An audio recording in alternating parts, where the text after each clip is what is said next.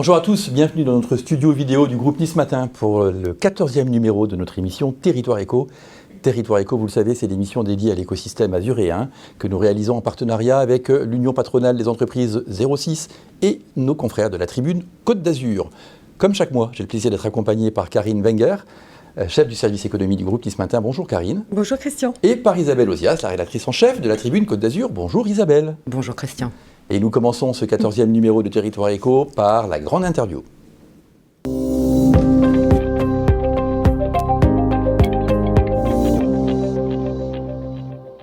Et pour cette grande interview numéro 14, nous avons le plaisir d'accueillir Chloé Lepelletier. Le titre, bonjour Chloé. Bonjour. Bienvenue dans notre studio et merci d'avoir accepté notre invitation. Comme le nom de votre entreprise l'indique, Connectica Sécurité, vous travaillez dans la sécurité, celle des biens et des personnes. Un secteur d'activité qui est mis en lumière par la Coupe du Monde de rugby qui s'est tenue à l'automne dernier, mais aussi très bientôt par les Jeux Olympiques de Paris 2024, une filière qui, comme beaucoup d'autres, manque d'effectifs. C'est la raison pour laquelle le gouvernement a fait comprendre que les entreprises privées seraient mises à contribution pour épauler des effectifs publics probablement insuffisants. C'est une problématique, entre autres, que vous allez nous expliquer lors de cette interview, que vont mener de main de maître Isabelle Ozias et Karine Wenger. Mesdames, c'est à vous. Chloé, il y a 15 ans, lorsque vous avez fondé Connectica Sécurité, vous étiez précurseur du cybergardiennage. Est-ce que vous pouvez nous expliquer un peu votre concept ? Oui, alors effectivement, aujourd'hui, on est même leader en France des solutions de cybergardiennage spécialisées dans la surveillance des sites en extérieur.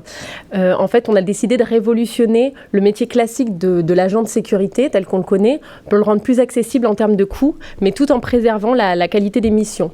Et aujourd'hui, on conçoit et on développe nos propres systèmes de surveillance vidéo dans nos ateliers que l'on raccorde ensuite à nos centres opérationnels de surveillance, duquel nos agents de sécurité effectuent des missions de cybergardiennage, donc de surveillance à distance. En quoi consiste justement votre plus-value ? Alors notre plus-value va se trouver vraiment dans tous les produits techniques qu'on a développés, nos propres systèmes de surveillance vidéo, et aussi le type de surveillance, le cybergardiennage, qui est de la surveillance en affichage permanent et direct par un agent de sécurité qui va être en contact permanent avec le site et qui va pouvoir aussi réaliser des interpellations audio à distance et s'adresser directement aux individus sur site. Alors Connectica Sécurité aujourd'hui, quelques chiffres ? Oui, alors aujourd'hui, on est plus d'une centaine de salariés dans le groupe. On s'est développé sur tout le territoire national, mais on garde notre siège social, notre centre de production et nos 3 centres opérationnels de surveillance dans le 06, dans les Alpes-Maritimes, parce que pour le coup, on a un ancrage territorial qui est assez fort et on a une réelle volonté, malgré le développement national, de maintenir le siège dans le 06, parce qu'on veut continuer à créer de la valeur, à créer de l'emploi sur le territoire, ce territoire auquel on est tant attaché. Ouais. Qui sont vos clients ? Alors nos clients, principalement, on est spécialisé dans la surveillance des sites en extérieur. On est aujourd'hui numéro 1 dans la surveillance des chantiers de construction en France, mais on va aussi surveiller des sites dits sensibles. On surveille des sites de gestion des déchets, gestion des eaux, gestion de l'électricité, voilà. Mais plus globalement, tous les sites qui ont des problématiques de squat, d'intrusion, de dépôts sauvages, d'actes de malveillance. Est-ce que vous sécurisez des grands événements ? On en parle actuellement, il y a les JO qui arrivent, on sort du Festival de Cannes. Est-ce que c'est aussi dans vos missions ? Oui, tout à fait. Alors ça fait plus de 3 ans qu'on surveille le chantier du village des athlètes pour les futurs JO de Paris. Et aujourd'hui, on va être mis à contribution donc, pour la surveillance des sites secondaires pour les JO de Paris, mais des sites sensibles et essentiels à la manifestation que malheureusement et heureusement je ne peux pas citer aujourd'hui. On gardera le secret pour nous, mais voilà, ça fera en sorte que la manifestation se déroule dans les meilleures conditions. Quel est votre axe de développement privilégié ? Est-ce que vous voulez aller à l'international ou bien vous voulez plutôt renforcer tout ce qui est techno en interne ? Alors aujourd'hui, on n'a pas de volonté d'aller à l'international puisqu'on a déjà un gros développement national et qu'on veut continuer d'asseoir justement cette présence nationale. Et puis après, on a déjà bien fait évoluer avec nos solutions de cybergardiennage le métier classique d'agent de sécurité et on sait qu'il va encore évoluer ces prochaines années. Donc on a vraiment la volonté d'être à l'écoute du marché pour vraiment continuer à faire évoluer ce métier qui a quand même encore une marge d'évolution importante devant lui. Et justement, comment on peut anticiper? Parce que là, on parle beaucoup de formation, on parle beaucoup de recrutement qui sont difficiles aussi dans votre secteur d'activité parce que justement, il y a une explosion. Comment on anticipe un métier qui n'existe pas encore? Eh ben, alors notre métier, il existe quand même, nous, depuis quelques années. Celui du futur. Mais voilà, celui du futur, parce que nous, on s'est toujours posé la question de se dire quel va être le futur métier d'agent de sécurité dans 5 à 10 ans. On fonctionne toujours comme ça. Et en fait, on a aujourd'hui une forte présence sur le terrain. Donc grâce à cette présence terrain, on peut arriver à être vraiment à l'écoute des besoins de nos clients et savoir vraiment quels vont être les futurs besoins de nos clients pour arriver sur le marché et proposer vraiment une solution qui va correspondre à un réel besoin et qui va répondre à de réelles problématiques. Voilà. Et c'est ce qui fait qu'aujourd'hui, le cybergardiennage a toute sa place dans ce métier et dans ce milieu de la sécurité privée où malheureusement, on manque cruellement d'effectifs. Et aujourd'hui, l'effectif, ce qu'on a aujourd'hui sur le territoire national ne permet pas de répondre aux besoins du marché actuel. Oui, est-ce que vous faites, pardon, excuse-moi Isabelle, comment vous faites communiquer et travailler ensemble l'humain et l'IA, par exemple, à l'avenir? Est-ce qu'il faudra toujours de l'humain dans la sécurité? Oui, alors aujourd'hui, il faudra toujours de l'humain. Alors nous, c'est vrai que nos solutions, elles sont vraiment basées sur le fait qu'on va garder l'humain au cœur du système de surveillance. Et ça, c'est très important pour nous, c'est vraiment notre ADN. Alors, ça n'empêche pas qu'aujourd'hui, on a été labellisé Cluster IA récemment, et ça n'empêche pas qu'on reste à l'écoute de tout ce qui peut se faire, en fait, en termes d'IA et de développement technique, pour pouvoir encore plus accompagner, assister les agents de sécurité dans leur mission et rendre leur mission beaucoup plus performante et les optimiser pour qu'elles puissent être plus efficaces sur le terrain. En quoi consiste justement cette labellisation Cluster IA? Comment vous vous y retrouvez? Alors nous, on n'est pas directement concernés, puisqu'en fait, j'ai envie de vous dire qu'on fait encore le métier d'agent de sécurité à l'ancienne, entre guillemets, en gardant vraiment l'humain au centre du système de surveillance. Mais c'est vrai que voilà, on reste à l'écoute de tout ce qui va se faire et qui va pouvoir aider. Aujourd'hui, c'est vraiment aider à optimiser la mission de l'agent de sécurité qui va être important, et aussi pour rendre ce travail qui était difficile, compliqué. Hein, on parle souvent, l'agent de sécurité de base, il est tout seul sur le terrain la nuit, à 3h du matin sur un site complètement vide face à des menaces d'intrusion ou autres. On va aussi pouvoir le rendre plus, plus accessible et aussi pouvoir le sécuriser, entre guillemets, voilà. Ce qui attirera aussi plus de femmes vers cette filière. Assurer la sécurité des agents de sécurité, en fait, c'est un peu ça. C'est un petit peu ça. Mais c'est rendre plus accessible et plus... Voilà, assurer la sécurité des agents de sécurité, vous pouvez le dire comme ça. Si vous voulez. Et est-ce que l'IA va vous aider justement, ou va aider l'agent de sécurité en analysant pour lui les images qui sont filmées en permanence? Alors aujourd'hui, nous on s'est rendu compte, comme on est vraiment spécialisé sur la surveillance vidéo des sites en extérieur, sites qui sont liés vraiment à tout ce qui est aléas climatiques, c'est-à-dire au mauvais temps, au vent, aux contraintes climatiques, des animaux, aux visites intempestives de certains astreintes sur certains sites. Donc vraiment, nous, sur la surveillance des sites en extérieur, on utilise le meilleur système de détection qui existe à ce jour, c'est le cerveau humain. Mais par contre, effectivement, on peut mettre en place des aides autour de cette surveillance qui peuvent l'aider dans sa mission. Alors justement, ces cerveaux humains, où vous allez les trouver? Là, on sait qu'il y a un besoin sur la filière, d'autant plus avec les Jeux Olympiques qui arrivent. Vous avez une énorme croissance. Comment est-ce que vous trouvez tous les talents nécessaires à cette croissance? Effectivement, depuis plusieurs années, on a une croissance à 2 chiffres. Donc, qui dit croissance à 2 chiffres, va dire qu'on a des besoins de recrutement importants. Alors déjà, on a structuré cette croissance. Et puis après, au niveau du recrutement, on s'est rendu compte que, comme beaucoup de sociétés de sécurité, il y avait peu de postulants. Hein. On attire peu vers ces métiers, vers ces filières.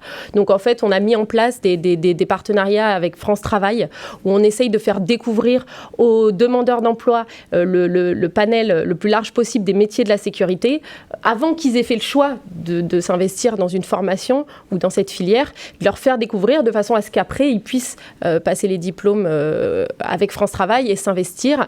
Et puis, on s'est rapproché aussi beaucoup de tout ce qui est organisme de formation pour en fait aller chercher à la source directement les futurs talents de Connectica Sécurité. Vous arrivez à les fidéliser?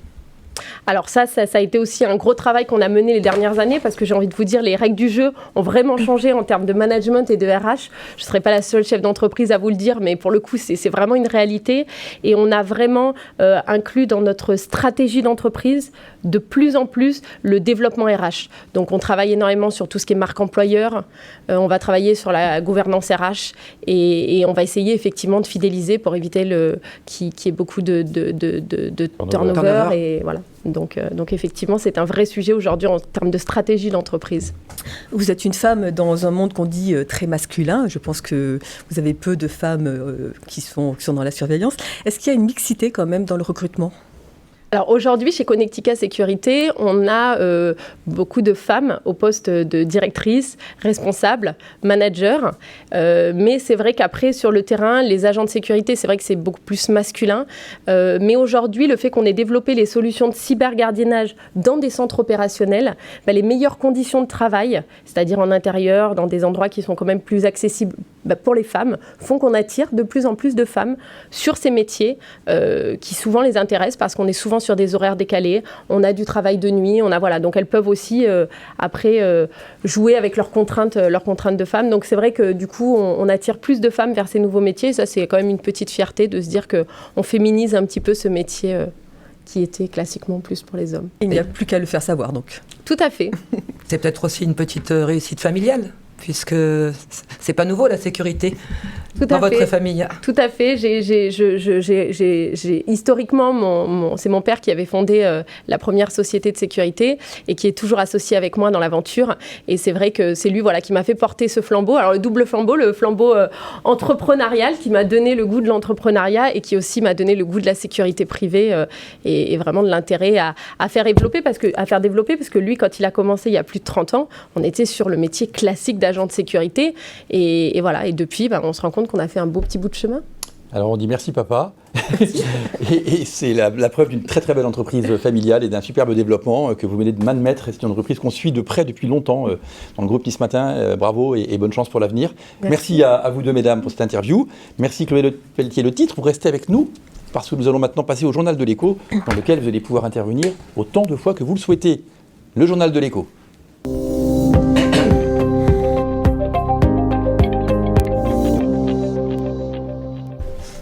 Karine, chère Isabelle, vous allez maintenant passer au crible l'actualité économique de la vie de nos entreprises et Dieu sait que cette actualité est riche en territoire azuréen. Allons-y. Oui, on commence par une bonne nouvelle, en l'occurrence l'annonce lors du sommet Choose France qui met en exergue l'attractivité de l'Hexagone, l'annonce de 15 milliards d'euros de promesses d'investissement étrangers. Alors 15 milliards répartis en 56 projets dont 7 en région sud. Pour en donner quelques-uns, Microsoft prévoit d'agrandir son site marseillais et de soutenir 2500 startups d'ici à 2027. Le Canadien Paper Excellence, lui, prévoit de consacrer 40 millions d'euros à la décarbonation de ses sites de production dans les Bouches-du-Rhône. Et côté Alpes-Maritimes, c'est Sophia Antipolis qui a été choisie par l'américain Accenture qui prévoit d'y installer un centre d'intelligence artificielle générative. Et l'autre bonne nouvelle, on l'a évoqué avec vous, Chloé, précédemment, c'est la labellisation Cluster IA obtenue par notre Institut d'intelligence artificielle, le 3IA, porté par Université Côte d'Azur. Le gouvernement a sélectionné 9 clusters sur le territoire avec pour ambition de faire de la France un leader européen, voire mondial, en matière d'intelligence artificielle. Alors, première bonne nouvelle, l'État lui a promis Cache Pistache, 20 millions d'euros pour la formation, de quoi alimenter par exemple le centre d'Accenture ou peut-être Connectica Sécurité. On reste avec l'hypercroissance, avec la promotion 2024 du programme Scale Up Excellence qui booste la visibilité de 48 startups en fort développement et les propulse sur le devant de la scène nationale. Parmi ces pépites, 10 sont azuréennes. On peut citer Native Species que l'on avait déjà reçu ici sur le plateau ou encore Mycophyto, Videtix dont on parle souvent, Akidaya, Instant System, Matawan, Hilal, Legapass aussi présents sur notre plateau. Oui, je crois que la moitié de celles que vous venez de citer ont déjà on a l'objet d'un reportage sur notre plateau. Oui, on a du flair. Du côté des grands événements et des trophées aussi, les Azuréennes se sont vraiment distinguées le mois dernier. Oui, du 22 au 25 mai, c'était la grosse teuf de la tech, porte de Versailles à Paris, sur le salon Vivatech. C'est le plus gros salon consacré à l'innovation sur le vieux continent. 165 000 visiteurs quand même, c'est pas rien. Et encore beaucoup d'Azuriennes embarquées sur l'espace de la région sud ou sur des stands partenaires comme Huawei ou Orange.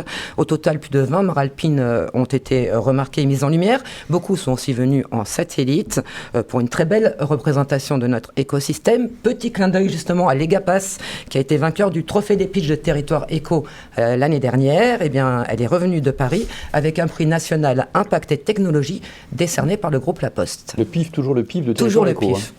Ah, ça c'est tout vous, Christian. La Commission européenne et la Banque européenne d'investissement ont désigné 20 EU Blue Champions. Alors, ce sont des Blue Tech originaires de 20 pays. La niçoise Inalv, on en reparle régulièrement, qui est spécialisée dans la production de micro-algues sur biofilm, a fait partie de la sélection, validant ainsi sa contribution majeure à l'innovation environnementale. Et on reste encore dans les technos avec Élodie Bondy, c'est la dirigeante de la niçoise Calisteo, spécialisée dans le suivi et la déconsommation des bâtiments énergétiques, des bâtiments tertiaires. Elle a reçu le trophée dirigeante de l'année des prix Yvon Gattaz Elisabeth Ducotet. Alors c'était à Paris il y a environ 3 semaines. Cet événement récompense depuis 5 ans les start-upers qui allient perspective de croissance rentable et création d'emplois pérennes. Un prix qu'Élodie Bondy a voulu partager avec toutes ses consoeurs qui se distinguent sur l'opérationnel. Alors, bravo Élodie, bravo Chloé. Avec une note de 75,2 sur 100, le cabinet d'expertise comptable niçois Ruff et Associés a été certifié pour la 3e année consécutive Happy Index at Work. Il figure à la 50e place du classement national et cette certification témoigne de l'engagement du cabinet d'expertise comptable de créer un environnement de travail inclusif, gratifiant et sain, surtout pour sa centaine de salariés. Et puis pour clore tout en paillettes, ces belles réussites du mois, on a dans les paillettes cap sur le festival du film de Cannes, où la Sophie-Polytène Videtix, qui est spécialisée dans l'analyse en temps réel des images vidéo, s'est illustrée. 17 caméras installées autour du palais des festivals ont été connectées à son réseau de vidéoprotection. Elles étaient chargées de repérer toute activité suspecte ou mouvement de foule non désiré. Good job pour Videtix, qui s'est offert un crash test olympique avant de sécuriser, à l'appel du ministère de l'Intérieur, certains sites sur les JO de Paris 2024. Donc c'est un cousin pour vous, Videtix. Oui, on connaît bien Alan, et effectivement, même si on n'a pas les mêmes solutions, mais vous travaillerez, et on est très fiers de sa réussite. Vous travaillerez peut-être sur les mêmes sites, qui sait? On travaille déjà effectivement. On a dit top secret. Site, mais ça restera. J'ai pas donné les sites de Videtix non plus, donc il n'y a aucun souci sur la confidentialité. Et puisqu'on parle du Festival de Cannes, le bilan chiffré de cette 77e édition est bon. David Lisnard a estimé à 205 millions d'euros les retombées économiques directes et indirectes de l'édition 2024 pour 2300 emplois générés. David Lisnard, le maire de Cannes, pour ceux qui ne le savent pas. Ce qui serait un peu étonnant. En ce moment, il y a une stratégie qui revient souvent dans l'actualité économique, c'est la croissance externe. Et oui, vous vous souvenez de Marc Brua, le directeur général de Squad, que nous avions reçu ici en mars. Il était venu pour parler cybersécurité de sa première opération de croissance externe. Alors, il faut en rajouter une deuxième, parce que le cabinet Sophie-Polytène de conseil d'expertise cyber vient de racheter l'Occitan SCACI et sa filiale espagnole SCACI Cyberseguridad, avec l'accent, je vous en prie. Cette opération permet à Squad de conforter son offre 360 et de se rapprocher de son objectif qui est d'être dans le top 3 de la cybersécurité en Europe. Et décollage réussi pour les 10 entreprises azuriennes qui participent au premier programme d'accélération Boost Côte d'Azur, opéré par l'IRCE, l'UPE06, Connect Pro et leurs partenaires bancaires, la CECAS, la BP Med et le Crédit Agricole Provence Côte d'Azur.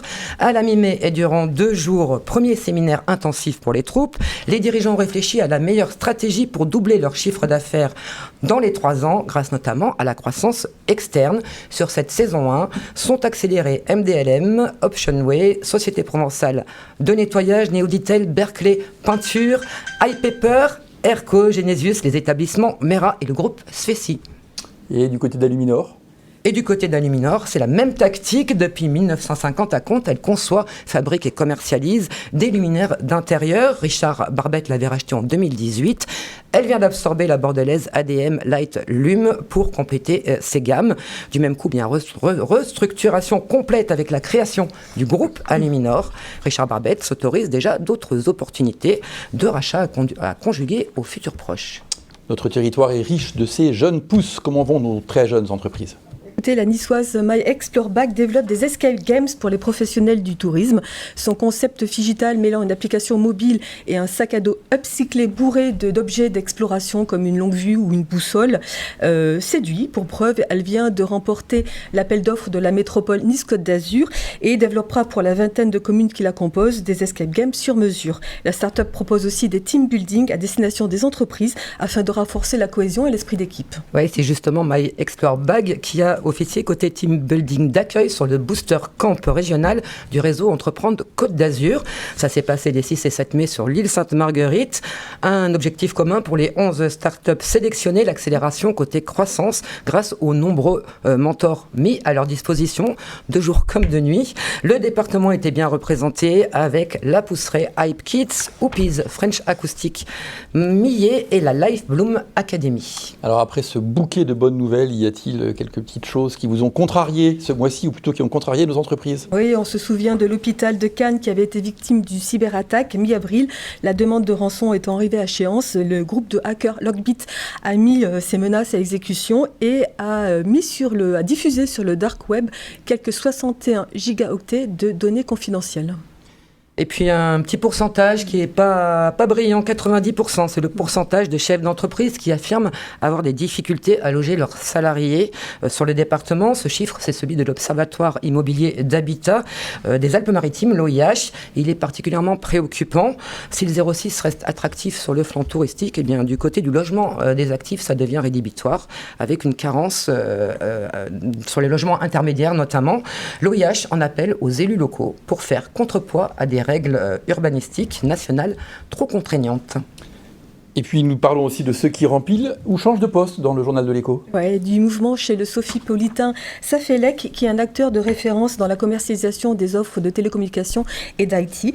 Son président fondateur Hervé Mangot vient de passer le flambeau à ses cadres clés et a ouvert le capital à un nouvel actionnaire, le fonds d'investissement BNP Paris Développement. Et l'entreprise qui fêtera ses 40 ans ces jours-ci a toujours les mêmes ambitions, être l'un des leaders dans la distribution des offres télécom en France. Voici qui clôture ce journal de l'Écho numéro 14, n'est-ce pas? Merci infiniment mesdames. Chloé, vous avez appris beaucoup de choses? Et ça m'a confirmé le fait les Alpes-Maritimes, c'est un territoire super dynamique et qu'il se passe énormément de choses, même en un mois. Donc je suis très fière de toutes ces belles entreprises et de toute l'activité qu'il y a sur notre territoire. Et d'y concourir à votre manière. Voilà, on essaye. Merci beaucoup de votre présence en tout cas. Nous vous libérons. Merci mesdames pour le journal de l'Écho et nous passons à notre rubrique suivante, la Minute d'Agnès.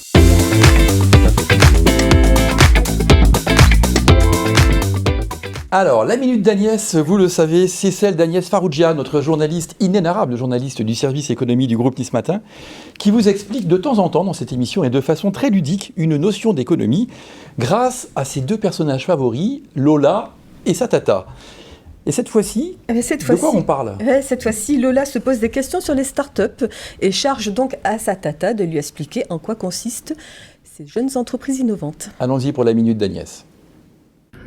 Tata, tu sais quoi, la dernière fois, tu m'as vachement donné envie de monter ma start-up. On dit start-up, ma chérie. En gros, ça décrit une jeune entreprise innovante à fort potentiel de croissance. On en a parlé la dernière fois. Oui, je me rappelle, et bien c'est exactement qu'est-ce que je veux faire. D'accord, et dans quel domaine est-ce que tu veux créer ta start-up? Eh bien, comme t'as dit là, dans le fort potentiel de croissance. Moi, je trouve ça sonne bien. Non mais Lola, il te faut créer de la valeur, il te faut innover, trouver un service ou un produit qui n'existe pas encore. Après, il faut que tu ailles tester le marché, voir s'il y a de la demande. Et si c'est le cas, eh bien, il te faudra aller chercher des investisseurs, lever des fonds, parce que au début, tu ne vas pas gagner d'argent. Attends, tu me dis qu'il faut que je crée un truc révolutionnaire, innovant, qui n'existe pas encore, et que ça va rien me rapporter? Mais pendant combien de temps? Genre 1 semaine, 2 semaines? Non mais Lola, tu sais, les start-upers, parfois, ils ne se versent pas de salaire pendant des années. Non mais il n'existe pas des allocations pour start-upers révolutionnaires, innovants? Et non, Il te faut lever des fonds, aller à la pêche aux investisseurs intéressés par ton projet. Quand tu dis aller à la pêche là... Bon, écoute Lola, finis avec ton vernis, on en reparle plus tard. Et qu'est-ce qu'on a dit avec ton accent marseillais alors que tu es niçoise là? Eh ben c'est bien, tu vois, j'innove déjà. C'est pas gagné avec Lola, hein, les notions d'économie. Merci Agnès Farrugia pour cette minute savoureuse. Et nous allons passer maintenant à la dernière rubrique de ce numéro 14 de Territoire Éco, place au pitch du mois.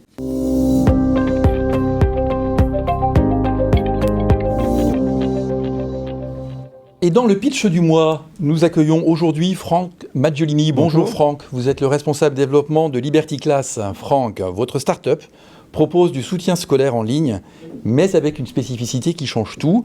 Vous allez avoir 90 secondes en regardant le petit chronomètre qui s'affiche derrière Karine pour nous expliquer la plus-value de Liberty Class. Attention, c'est à vous. Un élève sur 4 prend des cours de soutien scolaire à partir du collège. Cela permet en moyenne une augmentation de leur note de 3,5 points. L'idéal reste des cours en présentiel, mais cela est très onéreux avec des tarifs avoisinant les 40 € de l'heure. Notre nouvelle plateforme de cours en ligne Liberty Class offre la solution à toutes les familles d'aider les enfants dans leur scolarité, collégiens et lycéens, en divisant quasiment par 2 le prix des cours, tout en conservant la même efficacité que des cours en présentiel. Comment ? Liberty Class a développé et breveté un support de smartphone permettant de recréer les conditions des cours en présentiel tout en restant en ligne. Les élèves, comme les enseignants, peuvent filmer leur copie tout au long du cours afin que chacun puisse la voir en temps réel. Liberty Class propose également des cours en petits groupes, maximum de 4 élèves, afin de réduire encore plus le prix des cours. En plus, Liberty Class est sans engagement, ni frais d'inscription, et c'est vous qui fixez vos critères, vos disponibilités et le prix du cours à ne pas dépasser. Vous pouvez aussi bien prendre des cours à la carte que bénéficier d'un suivi régulier tout au long de l'année. Liberty Class, c'est en quelque sorte le Blablacar du soutien scolaire qui vous met en relation avec des enseignants de haut niveau, sélectionnés. Alors faites un essai sur libertyclass.com. C'est la meilleure manière de vous convaincre que Liberty Class est la solution pour la réussite scolaire de vos enfants. Pari réussi, vous avez tenu moins de 90 secondes dans cette brillante démonstration qui fait regretter de ne plus avoir d'enfants d'âge scolaire pour pouvoir s'abonner à Liberty Class. Merci beaucoup Franck pour ce pitch. Et c'est avec vous que s'achève notre émission Territoire Éco, que vous allez pouvoir voir et revoir sur nos sites internet, nos pages Facebook, la chaîne YouTube du groupe Nice Matin, mais aussi le site tribuca.net de la Tribune Côte d'Azur. Merci bien sûr à Karine et à Isabelle de leur présence sympathique et compétente et mensuelle. Merci à Philippe Bertini, Franck Fernandez pour la réalisation de l'émission, Chloé Wargard pour la conception, et puis Karine et Isabelle, nous nous retrouvons le mois prochain.